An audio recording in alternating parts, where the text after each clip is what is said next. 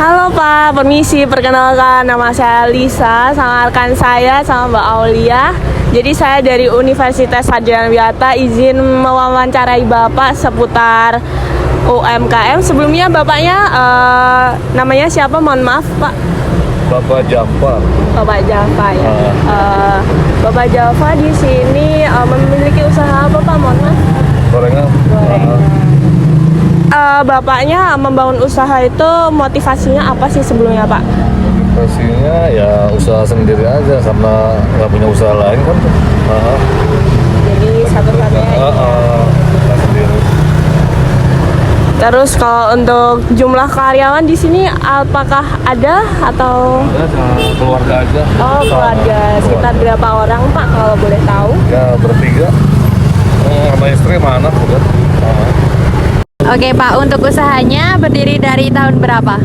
Dari tahun 2000. 2000? Wah. Udah lama ini. 25 tahun. Terus kalau untuk menghitung labanya itu secara manual atau pakai komputer? Ya manual aja. Manual. Oh iya iya. Kira-kira sehari ini berapa porsi sih Pak yang dijual biasanya? Porsi nggak kehitung, kita mainnya per paket, Adonan. per terigu gitu, satu sak, per dua sak gitu. Ini satuannya berapa Pak? 1000. Seribuan semua Pak? Seribuan semua. Bukanya dari pukul Dari pukul 6 pagi sampai jam 8 malam.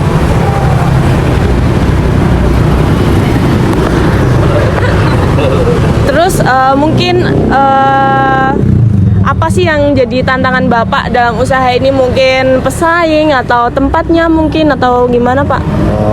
Tantangannya ya karena ya paling apa namanya harus untuk harga-harga pembelanjaan itu loh. Betul? Oh iya. Naik turun. Nah, itu kan kita harus kuat lah, harus biasa bisa mengelolanya kan gitu. Harganya naik turun Iya, beda-beda. jadi nggak selalu untung lah, di saat Iya. kita kadang-kadang ada ruginya, kayak gitu lah. Terus trik apa sih biar Bapak menyesuaikan dalam naik turun bahan baku gitu? Ya kita harga normal aja biasa, karena kita jualan di area mahasiswa ya. Kantong-kantong mahasiswa kan ibaratnya kan terbatas. Kita makanya nggak bisa menaikkan secara signifikan. Itu. Besar juga. Karena mereka kan tahu sendiri kan, keuangannya terbatas juga. Soalnya juga ada yang dari luar Jawa, Nah, itu dia. kos gitu ya. Jadi kita pokoknya. walaupun sedikit, yang penting jalan gitu aja. Baik Pak, sekian wawancara dari kami. Terima kasih banyak atas waktunya, meluangkan waktu. Terima kasih Pak.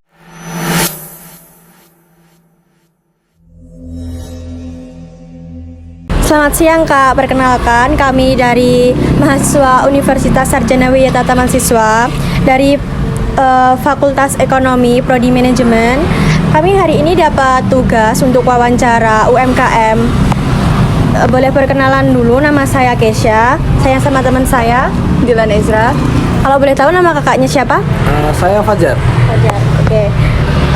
Boleh kita mulai pertanyaannya Kak? Boleh.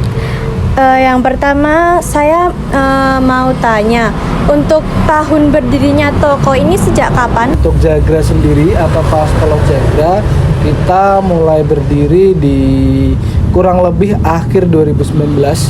Oke, kalau boleh tahu, kenapa memilih usaha ini?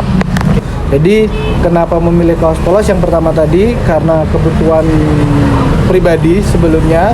Yang kedua kita memang melihat peluang, waktu itu belum banyak toko kaos polos offline maupun online. Untuk di toko ini ada berapa jumlah karyawannya sih Kak? Ini mungkin di kisaran untuk yang pokok itu sekitar 2-3 orang. Itu yang memang sudah benar-benar bekerja di situ, diplotkan di situ, termasuk saya juga.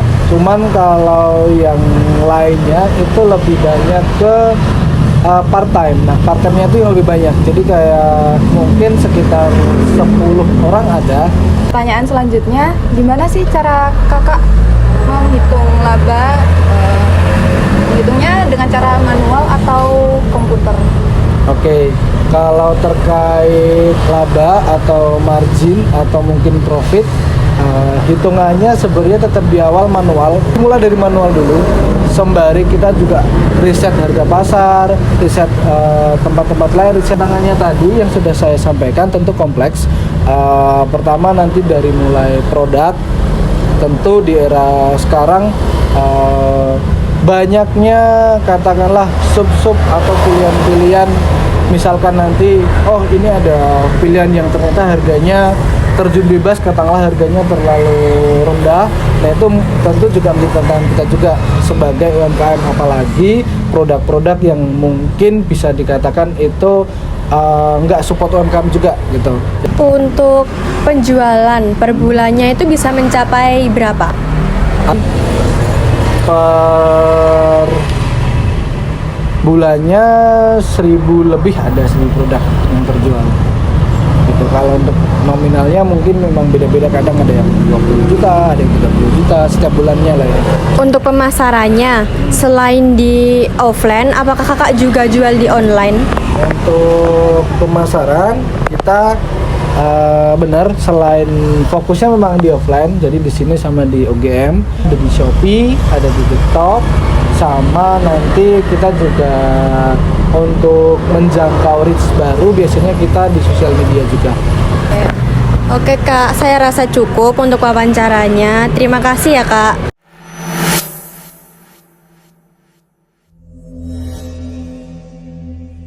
Selamat siang Kak. Perkenalkan kami dari mahasiswa Universitas Sarjana Wiyata Taman Siswa, izin mewawancarai kakaknya. Sebelumnya kakaknya namanya siapa? Mohon maaf. Selvina Dwi Damayanti. Oh ya, Kak Selvina ya. Sebelumnya usahanya kakak apa sih? Es teh dan PMP. Oke, untuk wawancara selanjutnya bisa dilanjutkan sama kakaknya ya kak. Kapan sih usaha ini didirikan? Sekitar 3 bulan atau 4 bulan yang lalu. Setelah saya lulus sekolah, langsung berdirikan usaha ini. Latar belakang apa sih memilih usaha ini? Dari inti usaha ini tuh sebenarnya tuh cuman ini sih untuk meringankan beban orang tua, karena kan ya saya kan perantau, terus saya juga harus memanage uang. Gimana sih caranya dalam satu bulan itu saya tidak melebihi 1 juta dari orang tua. Jumlah karyawannya ada berapa? Ada 4. Cara menghitung laba ruginya itu secara manual atau secara komputer? Secara online. Online, nanti komputer ya. Tantangannya pesaing atau tempat dan bahan bakunya itu seperti apa sih? Tantangan pesaing. Ya, pesaing. Karena di kalangan ini udah banyak es teh, jadi kita tantangannya itu ada di ya es teh yang sudah besar sama musim hujan. Kalau musim hujan itu kita sepi, karena kan ya dingin-dingin siapa yang minum es teh. Ya. Terus penjualan per bulannya itu berapa? Kalau per bulan kami jarang menghitung, tapi kalau per hari itu bisa sampai 50-60 cup. Oh. Terus pemasarannya itu melalui online atau offline saja? Offline, online. Kami juga ada Instagram, kalau mau dicek itu di IG Endoroku. Itu juga kita juga promosi di WhatsApp. Jadi promosi semuanya. Di TikTok juga kami promosi. Oh.